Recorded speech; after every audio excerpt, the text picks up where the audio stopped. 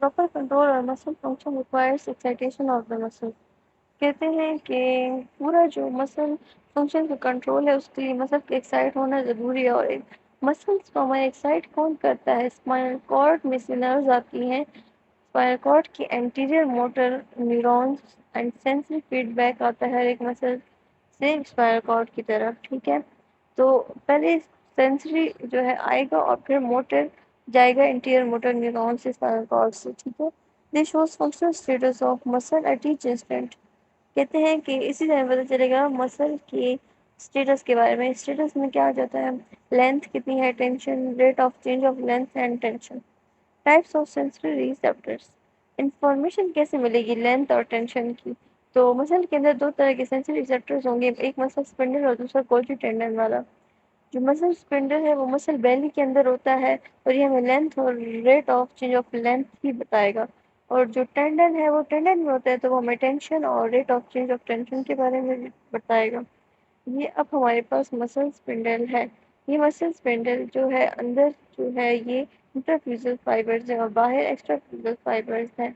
और ये ऊपर जो ये बना है A1 A1 B2, ये जो है तो मैंने पढ़ा दिया ना सेकेंड लेक्चर में जिसमें नर्व फाइबर्स की टाइप्स थी, तो वो इम्पोर्टेंट है। ठीक है, rate of sensory role of sensory receptors.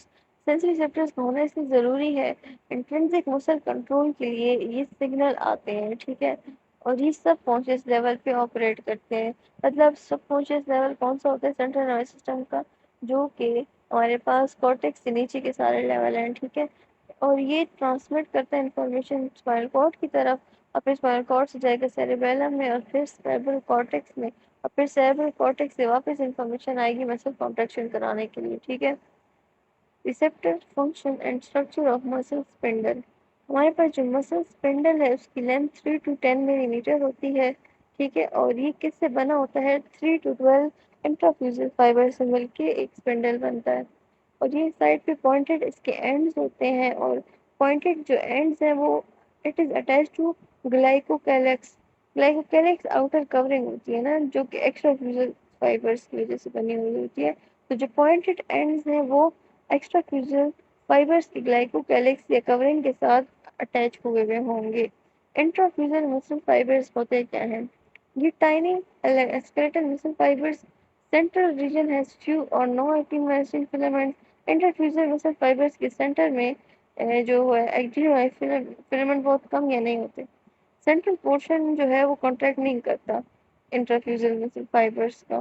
ठीक है ना, और एंड्स जो हैं तो वो कॉन्ट्रैक्ट करते हैं और ये सेंसरी रिसेप्टर्स के तौर पे काम करते हैं। इंटरफ्यूजल फाइबर्स क्योंकि ये मिल के मसल स्पिंडल बनाते हैं। एंड्स आर एक्साइटेड और इसके एंड्स पे कौन सप्लाई करता है? Gamma motor fibres. These fibers originate from the alpha gamma motor neuron, जैसे कि हमने पढ़ा था कि अल्फा ना ए के जो है वो बहुत सारे होते हैं, अल्फा गैमा बीटा। तो ए के जो गैमा वाले मोटर न्यूरॉन्स हैं वो एंड्स में से ओरिजिनेट कर और एंड्स को आके ओरिजिनेट कर इनर्वेट करते हैं। लेकिन ये ओरिजिनेट कहाँ से करेंगे? स्पाइनल कॉर्ड के एंटीरियर हॉर्न से।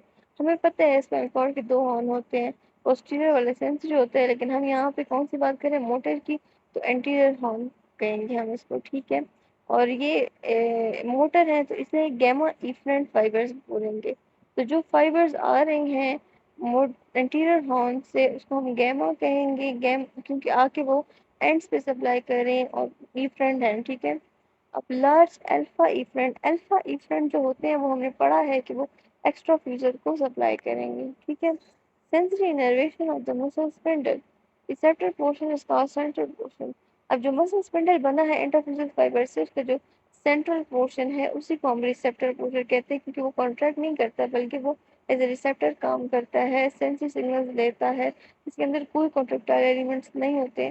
सेंसरी फाइबर्स जो है इधर से ही निकलेंगे। These are stimulated by. हम ये कैसे इंफॉर्मेशन देंगे? जैसे स्ट्रेचिंग होगी मिडिल पोर्शन की स्पिंडल की तो वो बताएगा कि मसल की कितनी लेंथ चेंज हुई है, तो ये इंफॉर्मेशन लेके जाएगा। ठीक है, these are excited in two ways. दो तरह से ये एक्साइट हो जाएगा और सिग्नल देगा। एक तो लेंथनिंग से, जब मसल को हम स्ट्रेच करेंगे तो ये रिसेप्टर एक्साइट हो जाएगा और सिग्नल देगा कि अब स्ट्रेच हो गया है।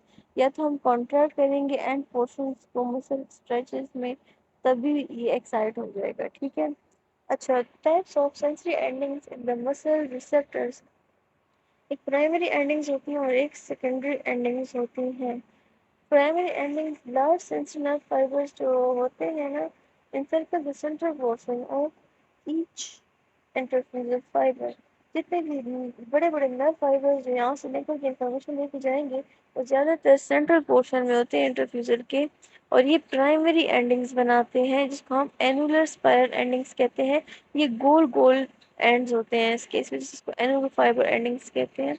और इन फाइबर्स की एग्जांपल है, फॉर एग्जांपल टाइप 1A हमने पढ़ा था ना, वो एनुलर स्पाइरल एंडिंग्स होती हैं उसकी 1A, और ये 17 माइक्रोमीटर इन डायमीटर होते हैं, ठीक है। और इसकी वेलोसिटी 72 120 है। ये प्राइमरी एंडिंग्स हैं जो कि हमारे पास 1A फाइबर्स की हैं और ये गोल गोल होती हैं, ठीक है, सेंट्रल पोर्शन में, ठीक है। सेकेंडरी एंडिंग्स होती हैं, एक ही होती है बट समटाइम टू स्मॉलर भी हो सकती है, ठीक है। तो दो तरह के फाइबर्स होते हैं, एक जो है 8 माइक्रोमीटर डायमीटर में होते हैं, ठीक है। 8 micrometer in diameter, it innervates receptor region in one or both the side of the primary ending। ये प्राइमरी एंडिंग जो ऊपर आई थी उसके या एक साइड पे या दोनों साइड पे ये सेकेंडरी एंडिंग्स होती हैं, और ये जो है इंटरफिजियल फाइबर्स को इंसर्कल करती हैं, जैसे कि 1A ने किया था, ठीक है ना, 1A ने किया था उसी तरह ये भी इंसर्कल करती हैं, ठीक है। लेकिन ये फिर आगे जाके फैल जाती है like a branches of Bush, ठीक है ना, जैसे फ्लावर टाइप बना लेती हैं सेकेंडरी एंडिंग्स जो होती हैं, ठीक है। तो जो ऊपर वाली प्राइमरी एंडिंग्स थी वो स्पाइरल होती है, स्पाइरल एंडिंग्स होती है नीचे वाली की, ये भी इंसर्कल करती है इंटरफिशियल फाइबर्स को, लेकिन आगे जाके बुश टाइप बना देती है, ये सेकेंडरी होती है और इनकी डायमीटर भी कम है। Division of interphysial fibers into the nuclear bags and nuclear chain fibers। interphysial fibers जो हैं उनकी डिवीजन कैसे होती है, ठीक है ना। एक उनमें कुछ जो है न्यूक्लियर बैग होते हैं और कुछ न्यूक्लियर चेन टाइप फाइबर्स होते हैं। दो टाइप के हमारे पास इंटरफिजियल फाइबर्स है, न्यूक्लियर बैग टाइप और एक न्यूक्लियर चेन। न्यूक्लियर बैग जो है तो वो एक 1 to 3 इन नंबर होते हैं हर एक स्पिंडल के अंदर, और मसल फाइबर न्यूक्लियाई एग्रीगेटेड। इसकी जो न्यूक्लियाई हैं वो ऐसे जमा हुए होते हैं जैसे बैग की तरह शेप बनाते हैं, एक्सपेंडेड बैग्स की तरह, और ये ज़्यादातर central portion of the receptor area में होंगे। और जो चेन फाइबर्स हैं वो ज़्यादा होते हैं, 3 to 9 होते हैं हर एक स्पेंडल में, और इसका डायमीटर बड़ा पतला पतला मतलब ये कम होते हैं, हाफ डायमीटर और हाफ लॉन्ग होते हैं, ठीक है। Nuclei are aligned in chain, और इसके न्यूक्लियाई ऐसे अरेंज होंगे जैसे चेन टाइप बनाएंगे। जैसे अब देखिए इसमें दो किस्म के हैं, एक बैक टाइप बना रहे हैं और एक चेन टाइप बना रहे हैं। तो बैक टाइप वाले न्यूक्लियर बैक फाइबर्स हैं और चेन टाइप वाले न्यूक्लियर चेन फाइबर्स हैं। ये इंटरफ्यूजल वालों की ही दो टाइप्स हैं। प्राइमरी एंडिंग्स और हमने नर्व एंडिंग्स पढ़ी थी ना, प्राइमरी कौन सी होती हैं, जो कि गोल गोल एनुलर स्प्रिंग्स बनाती हैं। तो जो प्राइमरी एंडिंग्स है वो एक्साइट होती हैं by both nuclear bag intrafusal fibres और न्यूक्लियर चेन फाइबर्स दोनों से, ठीक है ना। और जो सेकेंडरी एंडिंग्स है नर्व्स की वो एक्साइट होती हैं बाय ओनली चेन फाइबर्स, क्योंकि सेकेंडरी वाली साइड्स पे ही होंगी। तो साइड्स पे तो खाली हमारे पास चेन है, ठीक है ना। Response of both primary and secondary endings। कैसे रिस्पॉन्ड देगा, stretch of the muscle spindle portion transmit impulse. जैसे ही मसल स्पिंडल पोर्शन के ऊपर कोई स्ट्रेच आएगा, मसल स्ट्रेच होगा, तो ये इम्पल्स जाएगी डायरेक्टली कि कितना डिग्री वो स्ट्रेच हुआ है। तो both primary and secondary endings impulses send करेंगे सेवरल मिनट्स तक। दिस इज कॉल्ड कि मतलब जैसे स्ट्रेच हो गया है उसके बाद कितने टाइम तक वो प्राइमरी और सेकेंडरी एंडिंग जो है इम्पल्सेस सेंड करते रहते हैं, इसको हम कहते हैं स्टैटिक रिस्पॉन्स। कि अभी तक वो मूवमेंट नहीं करा फिर भी वो सिग्नल जा रहे हैं। अब होता है कि रिस्पॉन्स में sudden increase in the length of the muscle spindle. तो जब सडन इंक्रीज हो जाए स्पिंडल की लेंथ तो अचानक से प्राइमरी एंडिंग्स ज़्यादा एक्टिवेट हो जाती हैं, और जब प्राइमरी एंडिंग्स की स्टिमुलस ज़्यादा जाती है तो उसको हम डायनामिक रिस्पॉन्स कहते हैं। प्राइमरी एंडिंग्स जब ज़्यादा हो जाए तो वो जल्दी रिस्पॉन्ड करती हैं, रैपिडली रिस्पॉन्ड करती हैं चेंज इन लेंथ के लिए। Increase in length for a fraction of micrometre causes मतलब फ्रैक्शन ऑफ माइक्रोमीटर में भी अगर चेंज आ जाए, इंक्रीज आ जाए लेंथ में, तो जो प्राइमरी रिसेप्टर्स हैं वो a number of impulses generate करेंगे और नर्व फाइबर्स के लिए भेजेंगे, ठीक है। और जैसे ही वो चेंज इन लेंथ खत्म हो जाएगी तो डायरेक्ट जाके इम्पल्सिस ट्रांसमिशन कम हो जाएगी, ठीक है ना, और स्टैटिक रिस्पॉन्स आ जाएगा। डायनेमिक रिस्पॉन्स उस टाइम हो रहा होता है जब बहुत ज़्यादा जो है तो सिग्नल जा रहे हैं, ठीक है। लेकिन जैसे ही वो लेंथ कम हो जाती है दोबारा से, तो स्टैटिक रिस्पॉन्स आ जाता है। इसका मतलब है कि बस अब स्टॉप कर जाओ, ठीक है ना। जब मसल स्पेंडल शॉर्टन हो जाता है तो ऑपोजिट सेंसरी सिग्नल्स प्रोड्यूस होते हैं। मतलब जैसे चेंज इन लेंथ है ना, चाहे लंबा हो रहा है छोटा हो रहा है, तो शॉर्टन होगा तो फिर ऑपोजिट सेंसरी सिग्नल्स जाएंगे।